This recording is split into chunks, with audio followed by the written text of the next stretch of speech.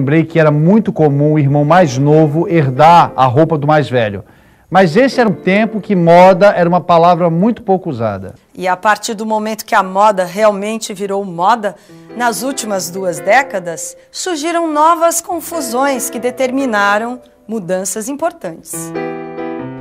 A gente vê crianças de 3, 4, 5 anos, elas se vestem como uma mulher jovem se veste. Ou um homem jovem se veste, né? Não há mais roupa de criança e roupa de jovem adulto. Há roupa de homem, de mulher, e às vezes nem isso, é a roupa para os dois, né? Aí, então, esta criança, às vezes de 9, 10 anos, ela já se apresenta como uma mulher. Inclusive, nós conseguimos criar uma expressão para acabar, né, definitivamente com o final da infância, que é a expressão pré-adolescente. Quando a gente chama uma criança de pré-adolescente, a gente consegue abortar o final da infância e de maneira institucional, né?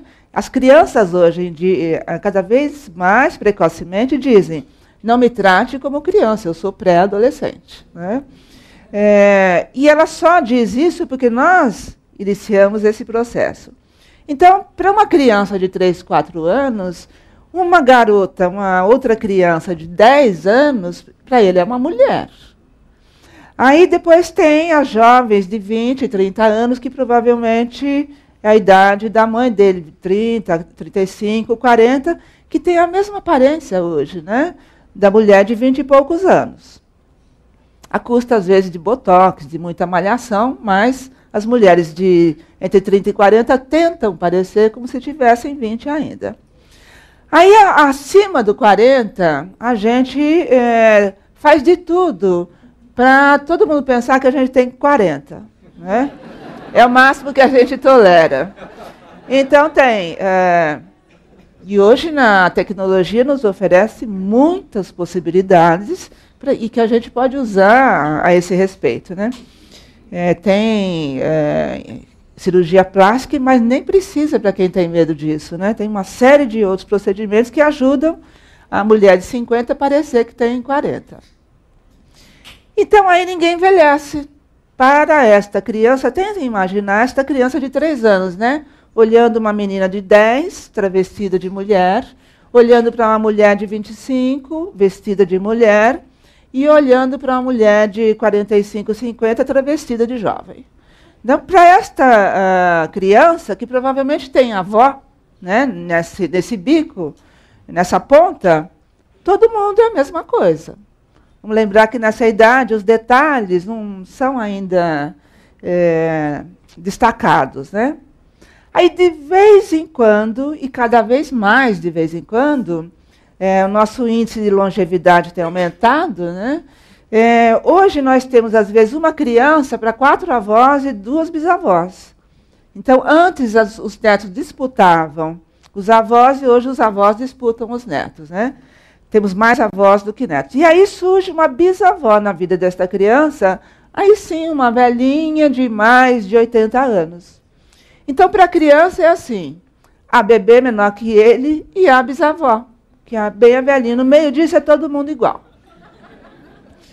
O que para a criança é muito angustiante, né?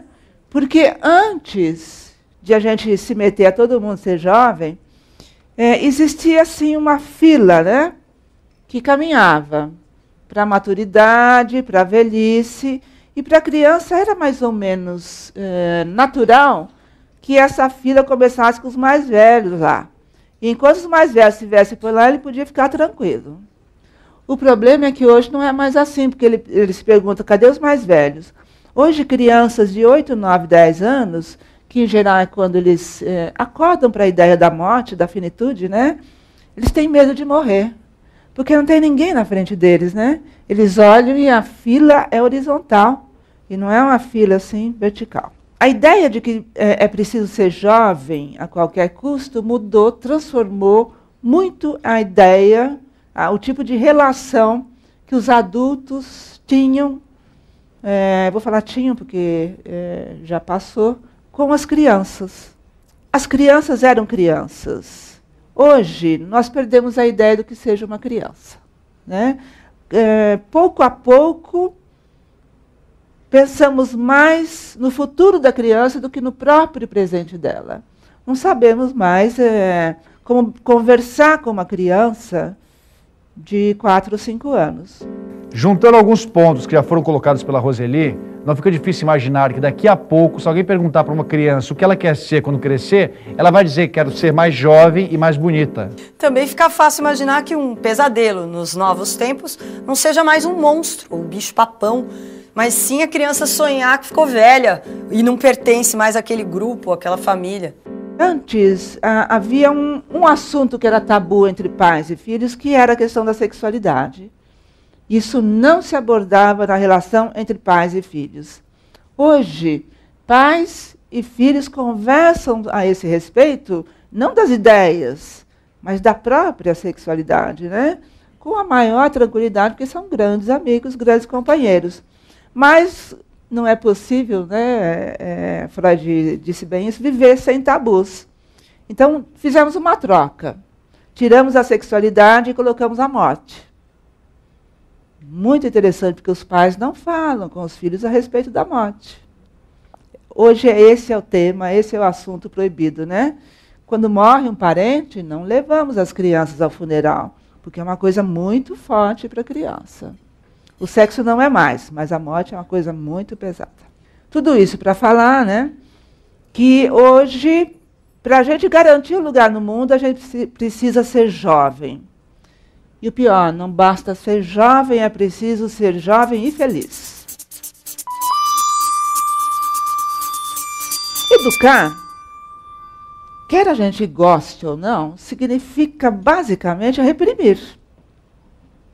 Sempre, sempre.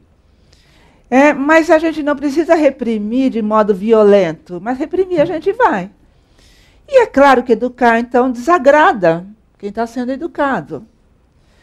Mas se é importante que eu seja feliz, e é importante que o meu filho seja feliz também, eu abdico de desagradar o meu filho em nome da felicidade dele. Então, esta ideia que ganhou muito... ganhou gosto popular, né, de que a criança não tem limites, na verdade, foi o adulto que não tem o limite de lembrar que ele está ali para educar essa criança.